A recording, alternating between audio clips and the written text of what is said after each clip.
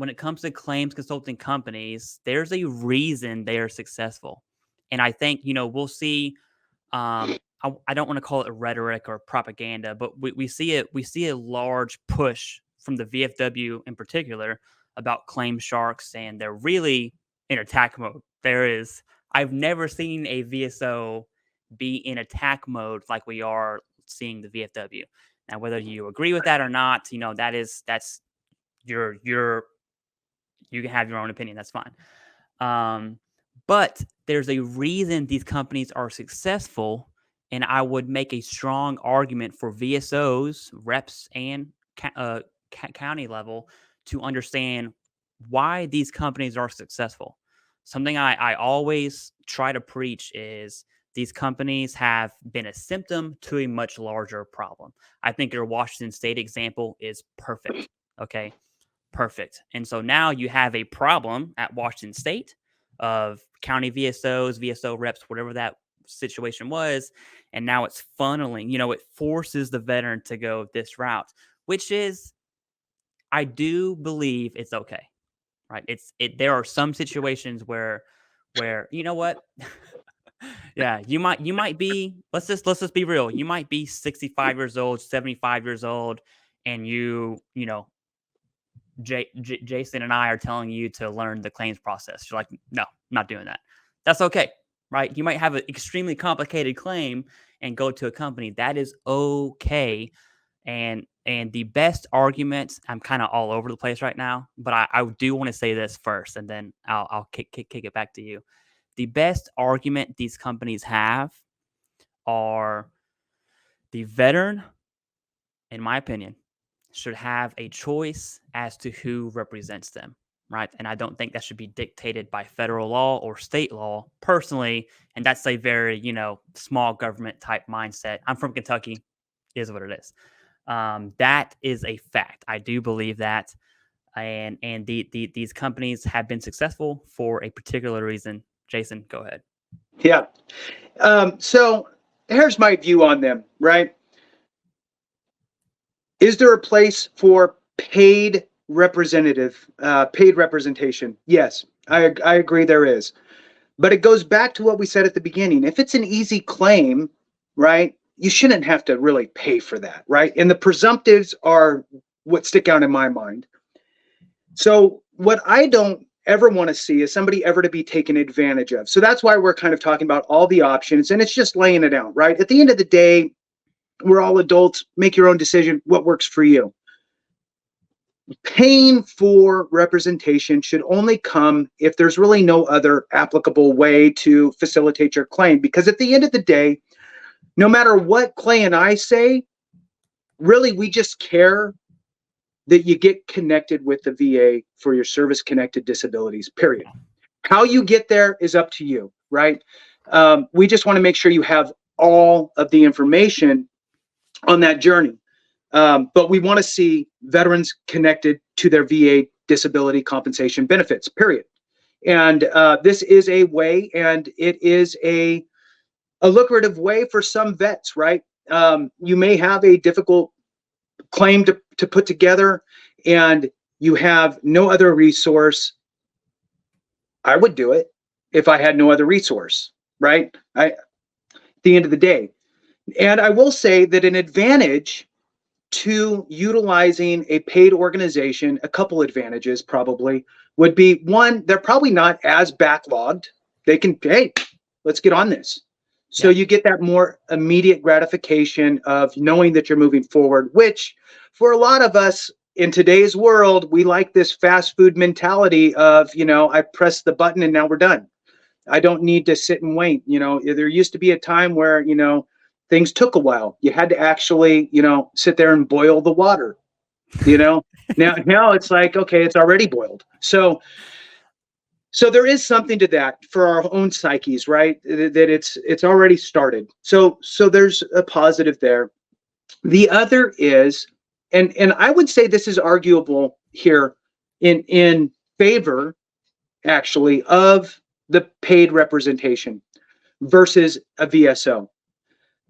A paid representative is going to be incentivized to get you the highest rating they possibly can.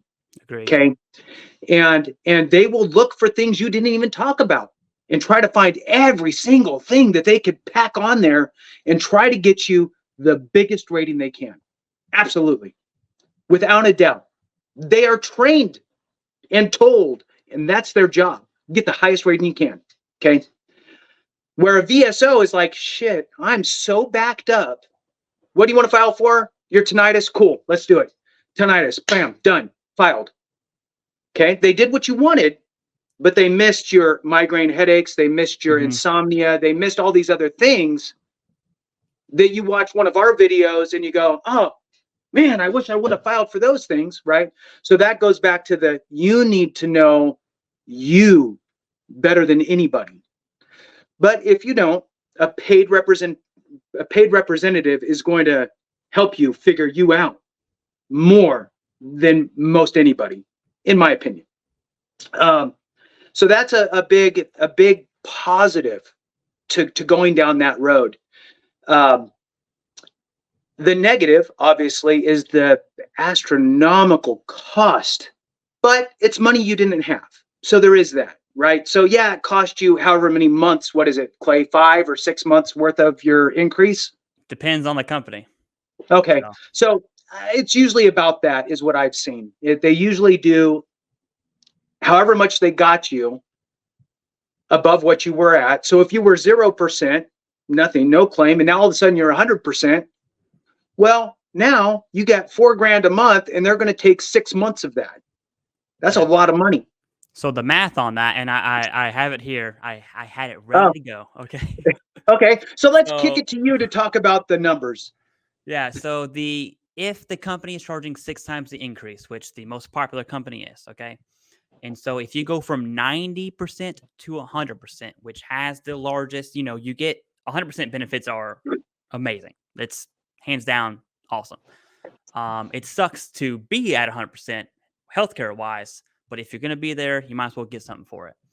And so going from 90 to 100, 6 times the increase, you will owe, this is single, by the way, single veteran, no dependents, $8,975.64.